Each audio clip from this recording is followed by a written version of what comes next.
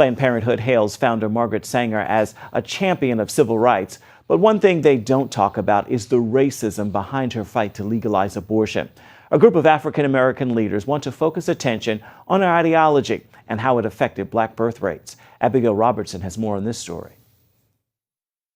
Margaret Sanger strived for a society that limited births to only those she deemed fit to have children.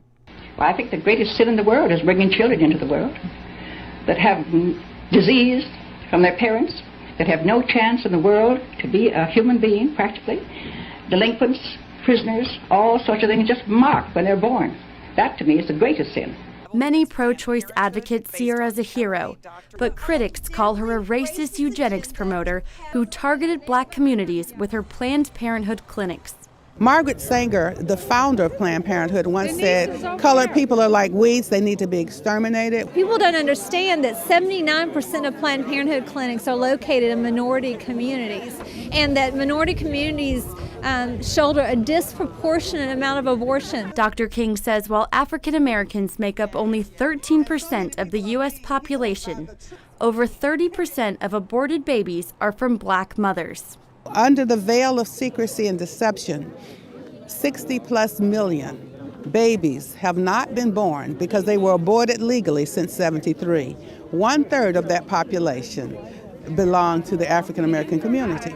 Planned Parenthood recently celebrated its 100th anniversary, prompting pro-life leaders to unite under the banner 100 No More to educate the public on the harmful impact Planned Parenthood has had on the African American community. 100 No More hope rallies like this one in Washington spread across the country to enlighten people about Sanger and her tragic legacy. I have a real serious concern about the number of abortions that's taking place in the minority community, particularly the black community, and that I see this as a form of genocide. That is something we need to take a serious look at.